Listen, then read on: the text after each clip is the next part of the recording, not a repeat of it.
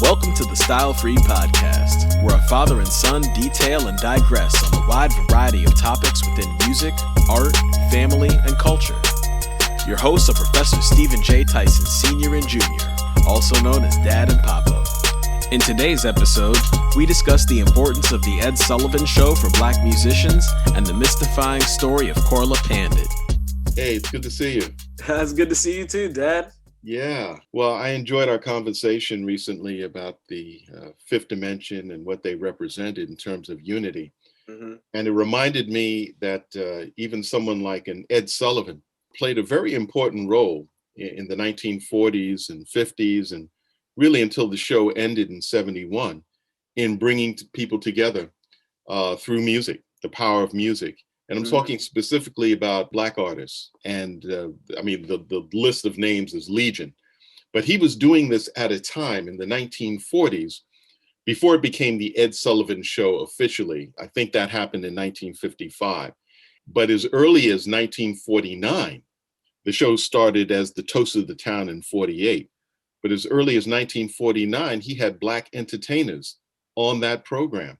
And this was at a time, the early infancy, really, of television.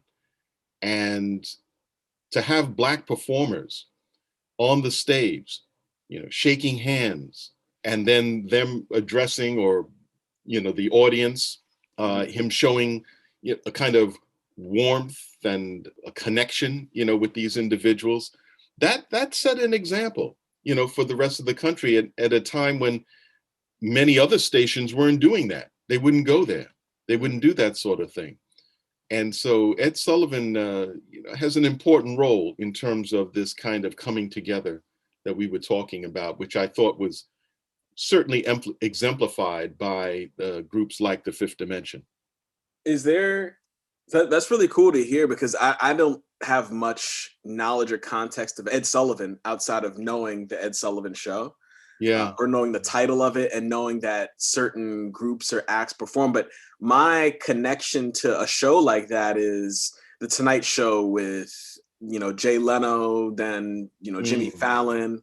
There's not that much of an understanding of like who Ed Sullivan was, or even even thinking about putting Black folks on stage, there's always been the sense that we're either going to work for white folks or we're going to entertain white folks. And so I'm curious, what your thoughts are, especially growing up and watching a show like that, and then seeing something so empowering like James Brown and Tina Turner and, all these folks on the Ed Sullivan Show.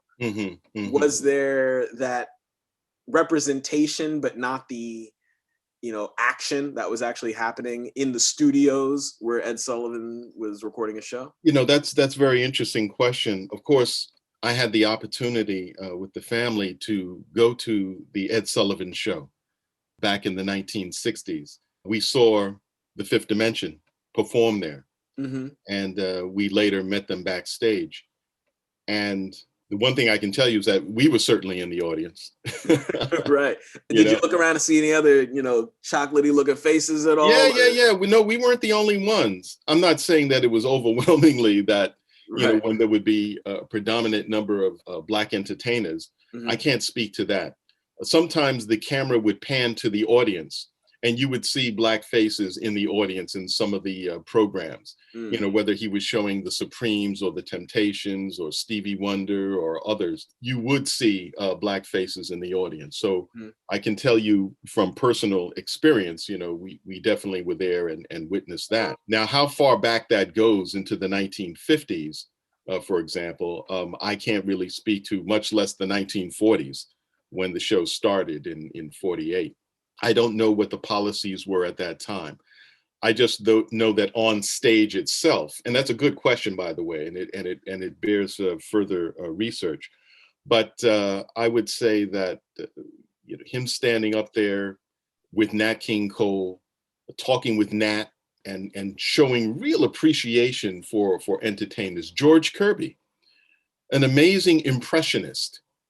What made George Kirby so interesting was that he would do impressions of Black entertainers, white entertainers, people like Cary Grant and others. And he would also imitate female entertainers as well, like Nellie Letcher. He did a great Pearl Bailey.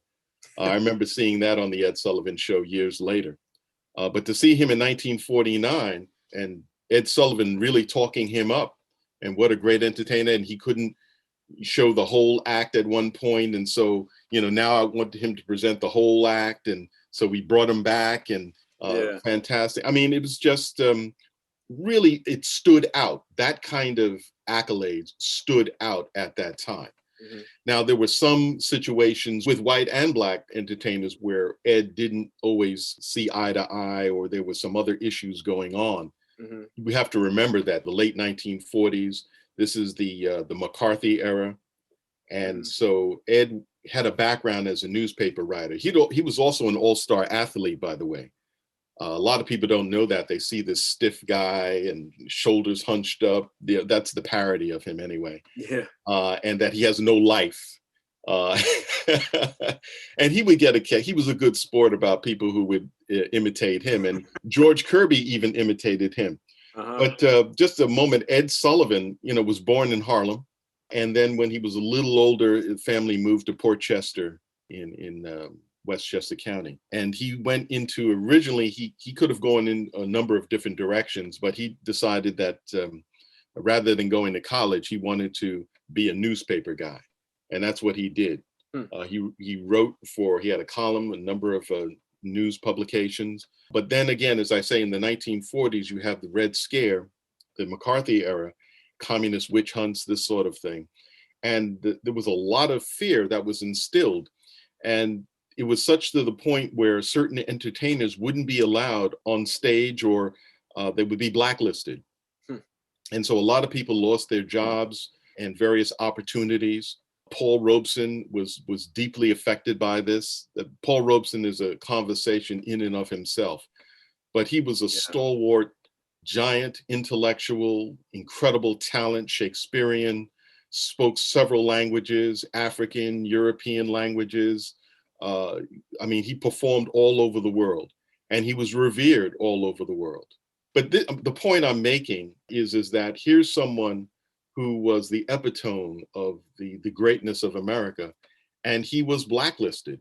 And so anyone who was thought to have been associated with Paul Robeson, that there was sort of communist sympathizers, this sort of thing.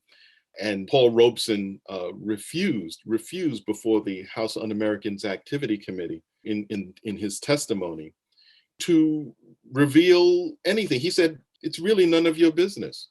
I have a right to my own political views, whatever they are. And he didn't say whether he was this or that.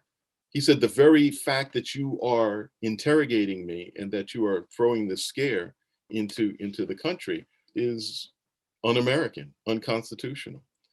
And so Harry Belafonte was one of those individuals. He had been reportedly on the Ed Sullivan Show as early as 1953, 54. Wow. And it was around 55, I believe, that, oh no, it was in 54. That's like the Deo era, when he was singing Deo. Well, he was bringing a lot. He was also doing Waterboy, a song that Paul Robeson had made famous. And Paul Robeson was a mentor to Harry Belafonte and many others. And so Paul Robeson said to Harry Belafonte, he recognized Harry's talent. Paul was now on the blacklist. He couldn't travel out of the country. His passport was revoked and all this. And he said to Harry, you have this incredible talent. You have this incredible appeal. Go out there and sing your song. Do your thing.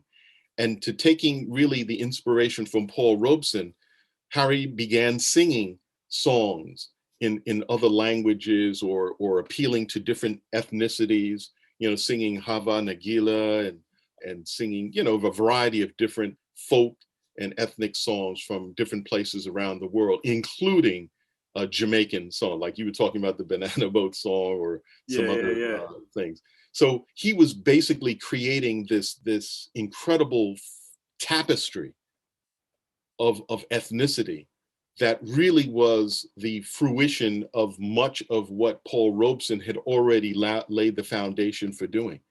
But then at a certain point, because Ed Sullivan had connections with certain anti-communists, he was really pressured to screen many of the performers that would be on the Ed Sullivan show. Mm-hmm. And so he went to Harry at one point, I think this was in 1954, and he said, look, I understand you're connected with Paul Robeson. And he said, yeah, he's a friend of mine. And he wanted to know, what do you think about communism? Are you? And so Harry said, well, look, I'm not a communist, but if I was asked to testify, I would not reveal anything. I wouldn't say one way or the other, because I basically think it's wrong. I mean, that's basically what he said. Ed, considered what he said, and then got back to him, and Harry was on the air. I mean, he was performing. Mm-hmm. So he was never prevented from performing on that show. Now, people like Bo Diddley, again, when he came out with Bo Diddley, now I think his name was Elias Bates. That's what he was born. He was born, I believe, in Mississippi. But as a kid, he had the nickname Bo Diddley. And we were talking before, I think in one of the other episodes, about the Bo Diddley beat and how this is really taking from the ham bone, which is a very popular form. It's almost like spoken word, like proto-rap type of cadence. And very much so. Yeah. And so here's Bo Diddley, March 1955, coming out with Bo Diddley. This song was, this was just shooting up the charts. And Bo Diddley was not the first Black entertainer on the Ed Sullivan Show. I know that's sometimes thought to be the case, but that's not true. Harry Belafonte, as I said, was on there. Nat King Cole was on there in 1949. Wow. As a musician. And George Kirby, as I said, 1949 as well. Yeah. But Bo Diddley was probably, I think, the first rock and roll artist, Black or white, on the Ed Sullivan Show. This was before Elvis came on to the Ed Sullivan Show. Yeah.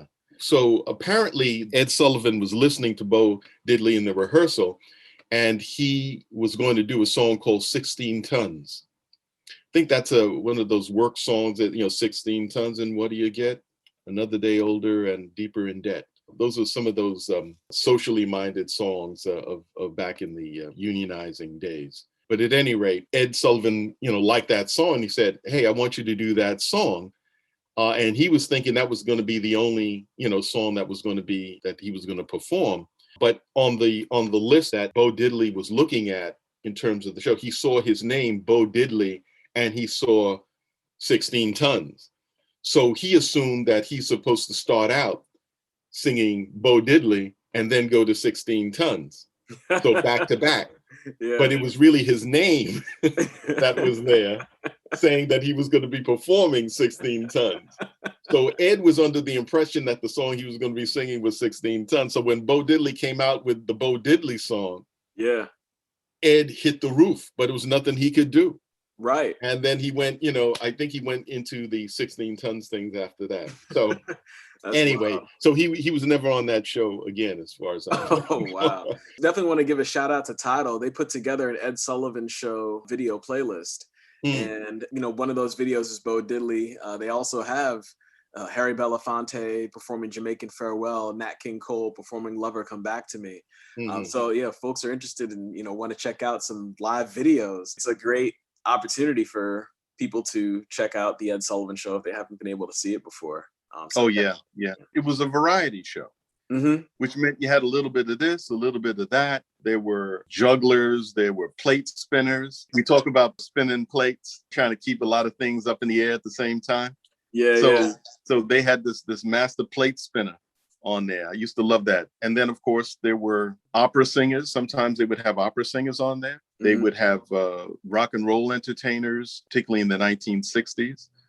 But when Bo Diddley had a big hit in the 50s. And so he was right in there, and it was great. And then Elvis came on at another point. By the way, we have to remember that rock and roll in quite a number of quarters around the country was considered very controversial.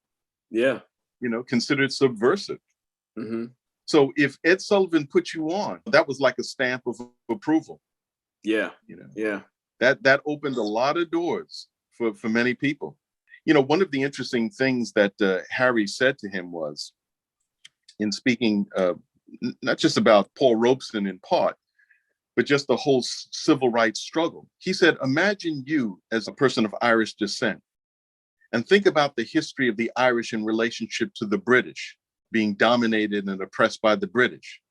Now, just think about that as a Black person in this country by white oppression.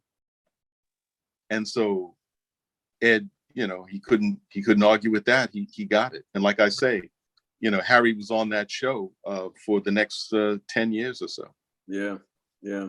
And it's really amazing too, the impact that, you know, you talk about Harry Belafonte learning from Paul Robeson, and then now you have Harry Belafonte, you know, mentoring Colin Kaepernick and mentoring Jesse Williams and Common.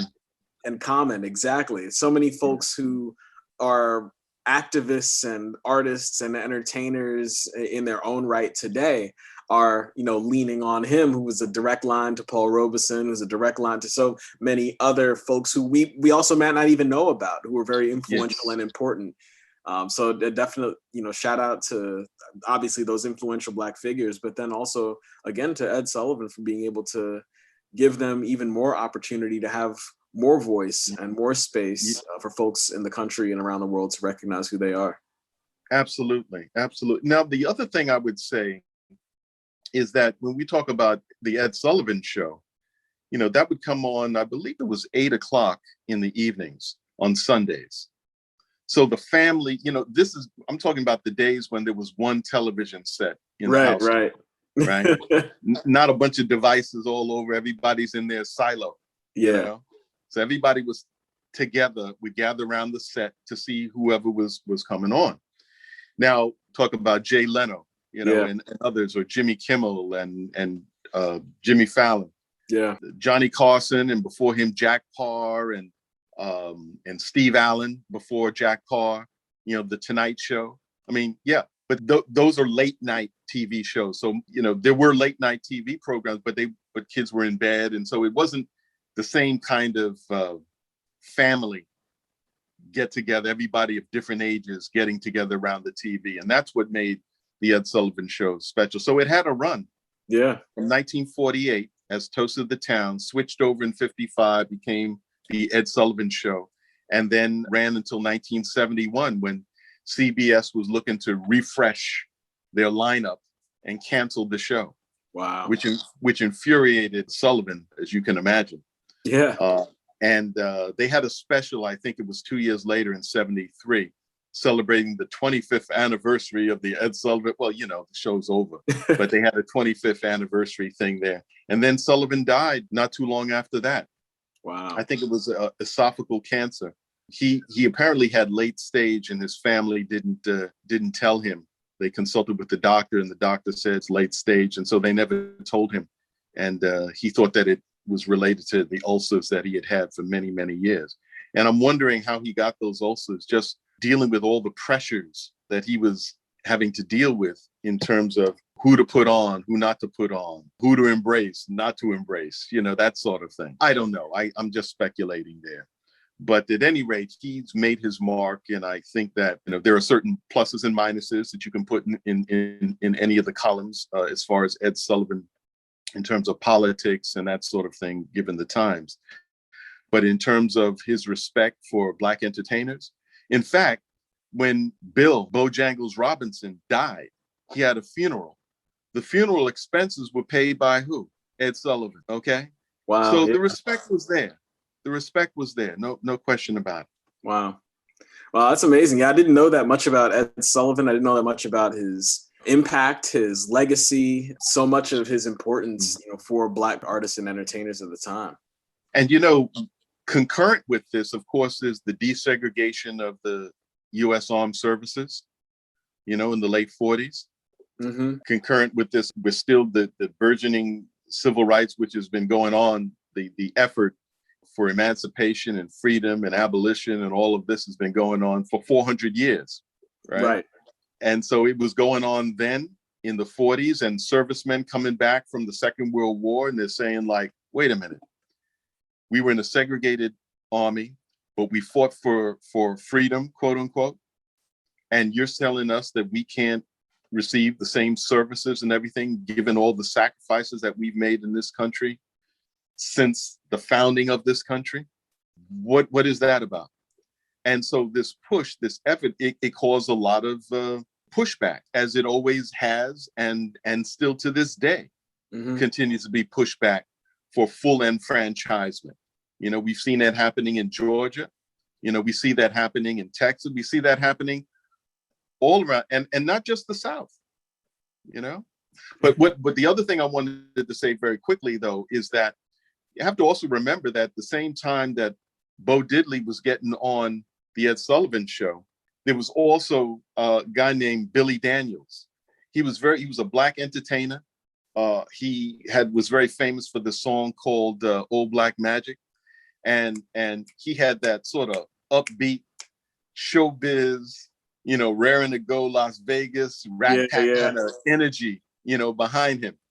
And he was a really popular entertainer, and he was opening doors. And he even had the Billy Daniels Show in the early 1950s on television before Nat King Cole. Wow.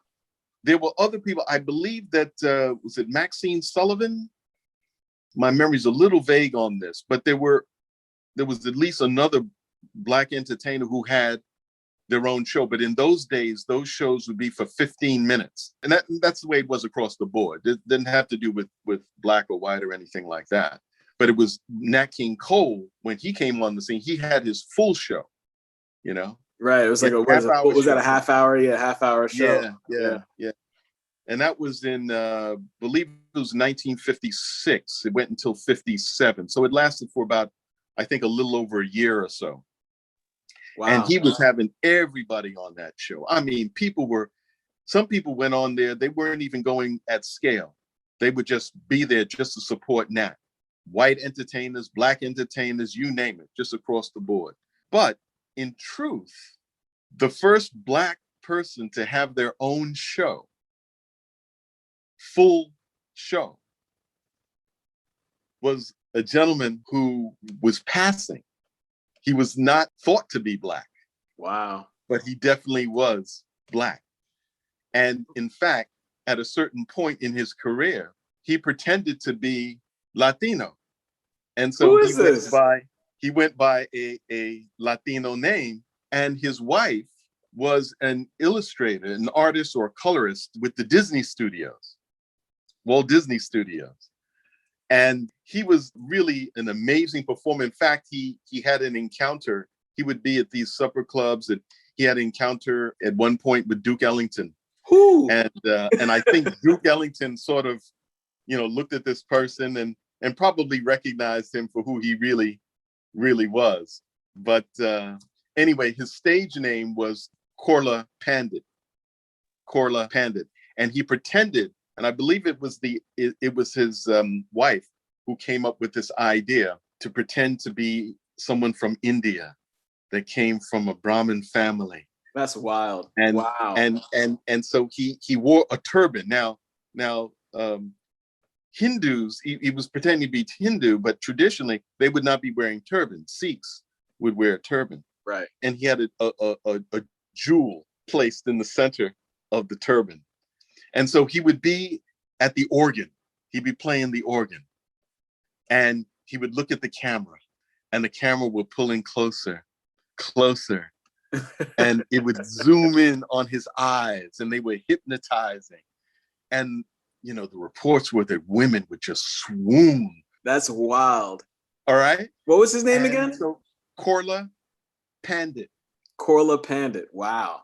Yeah. All right. So he was really very popular show. But then there was some kind of controversy, and I can't remember the details of it, but he never came out as anything else but Korla Pandit. And that was the story that he had throughout his career, through the 70s, through the 80s. That's who he was. He was in a film, Ed Wood, but he had a cameo in that, playing basically himself.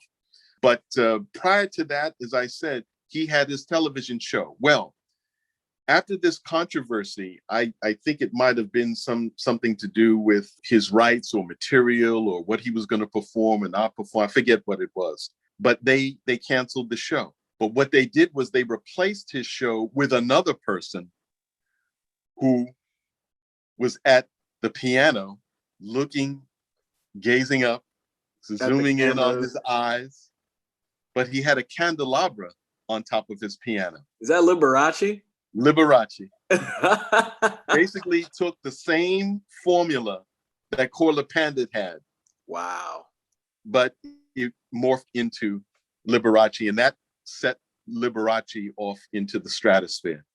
Okay, so absolutely incredible. That's absolutely incredible. Wow. I had no clue about any of that history at all.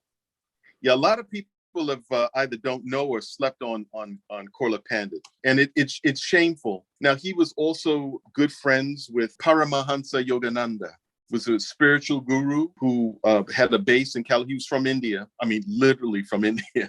And Paramahansa Yogananda also attracted many followers. Corla Pandit, of course, was one friend of his, but also a gentleman who was called the Bronze Buckaroo. This is during the days when Black entertainers were taking matters into, they didn't see themselves in Westerns.